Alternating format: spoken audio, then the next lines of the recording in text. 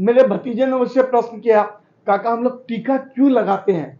क्योंकि आज के युवाओं को लगता है टीका मात्र हिंदुओं का शौक है।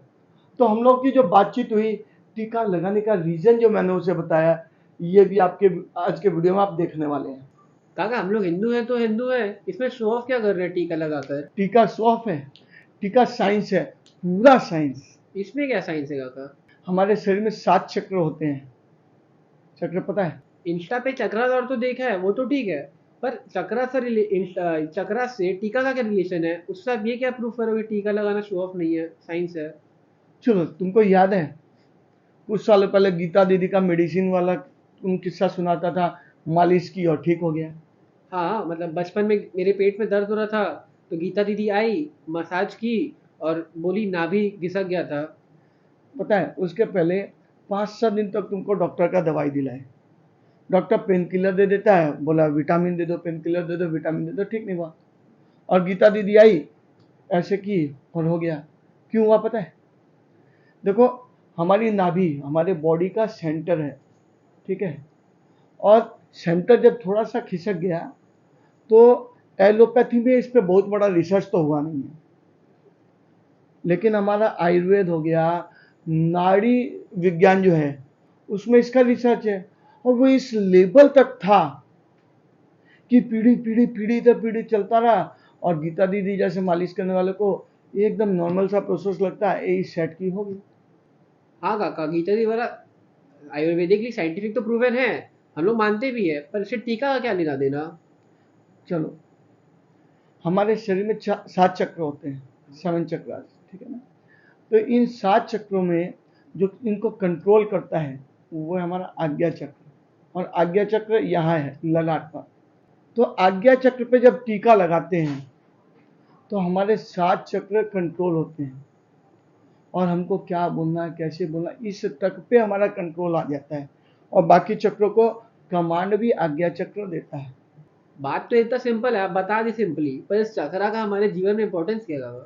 चलो, ये फेसबुक पे स्क्रॉल करते करते तुम रोज मिलता है काका चक्रा क्या, हाँ चक्रा क्या। तो आज समझते हैं कि एनर्जी, एनर्जी समझ में आ रहा हाँ। है? बिजली हमको दिखाई नहीं देती मगर है, ठीक है? हवा दिखाई नहीं देती मगर है। वैसे ही हमारा शरीर में भी एनर्जी है, हाँ बहुत सी एनर्जी है, पता है? हाँ, positive energy, negative energy. Positive और नेगेटिव। इसके अलावा हमारे जो 7 चक्र है ना, इन चक्र का एक एक फंक्शन है, और हमारी लाइफ को ये कमांड करते हैं, कंट्रोल करते हैं।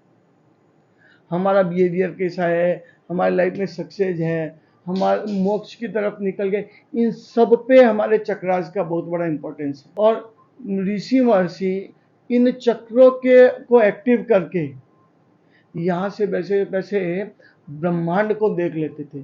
इतना इंपॉर्टेंट है चक्र। जैसे आजकल हम नेट से देखते हैं ना, हाँ, हम यहाँ बैठे हैं, एक डिवाइस हाथ में, इस डिवाइस से तुम वर्ल्ड देख रहा है, बैठा कहाँ है? घर पे ही बैठे बैठे। घर पे बैठे बैठे। हाँ तो ये सोचो कुछ तो एक्टिव है। हाँ। वैसे ही ऋषि महर्षि इन 7 चक्रों को एक्टिव करते थे। जब शास्त्रार्थ एक्टिव हो जाएगा, वो हमारे तुम्हारे लिए बहुत सिंपल नहीं है, उसके लिए बहुत साधना होती है, लेकिन एक्टिव होता है। तो हमारे तुम्हारे लिए जो एक्टिव है वो आज्ञा चक्र तक ही हम कर सकते हैं, तब भी हमारे लाइफ पे हमारा बहुत बड़ा कंट्रोल हो जाएगा। मतलब टीका लगाने का साइंटिफिक प्रूफ तो है? टीका लगाने का साइंटिफिक प्रूफ है, हमारे आज्ञा चक्र को एक्टिव करता है। ये साइंटिफिकली प्रूवन भी है, साइंटिफिकली। और अगर चक्रास हमारे जीवन में इतना इंपॉर्टेंट है, इंटरनेट में इतना क्लासेस हो रहा है, सब कुछ हो रहा है, तो हमारे स्कूल में ना पढ़ाया जाता है, ना टीचर्स हमें कुछ इन्फॉर्मेशन देती है इन चक्रास के बारे में। तो कुछ तो ऐसा करना चाहिए कि हमें इन्फॉर्मेशन मिले चक्रास के बारे में स्कूल से। देखो, इन्फॉर्मेशन तो मिलनी चाहिए, लेकिन क्या है कि हम मैकाले एजुकेशन सिस्टम में पढ़ रहे हैं। जब लॉर्ड मैकाले आया था 1835 में, उसने एक सिस्टम चेंज कर दिया। हमारा गुरुकुल शिक्षा पद्धति थी, जहाँ काशी तक्षशिला नालंदा उज्जैन में पूरा वर्ल्ड पढ़ने आता था। क्या पढ़ने आता था? जिसको हम रसायन शास्त्र में केमिस्ट्री, बायोलॉजी, मैथमेटिक्स, ये सब हो गया, आर्किटेक्ट, वो हमारा बहुत एडवांस सिस्टम था। लेकिन इसके साथ साथ सबसे बड़ा चीज़ क्या था? जीवन दर्शन। तो इन सब चीज़ों को हम पढ़ाते थे, और वो प्रैक्टिकल एजुकेशन होता था। मैकाले ने क्या किया? इन सब चीज़ों को बंद करा के एक थ्योरिटिकल एजुकेशन इम्प्लीमेंट कर दिया।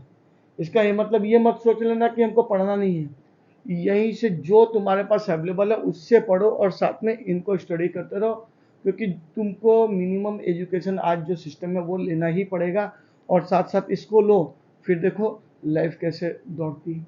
और हाँ, तुम जो पूछ रहे थे कि क्या करना चाहिए, तो देखो स्कूल से, एजुकेशन सिस्टम से, गवर्नमेंट ऑफ भारत से भी मेरी ये डिमांड है कि इन विषयों पर विद्यालय में विषय रखना ही चाहिए। मैं तो भारत सरकार से भी निवेदन करता हूँ, और तुम अपने फ्रेंड से शेयर अवश्य करोगे। हाँ। तो काका, अब टीका का इम्पोर्टेंस हमने समझा दिया, पर टीका का अलग शेप, अलग रंग, वो क्या होता है, उसका लॉजिक क्या है?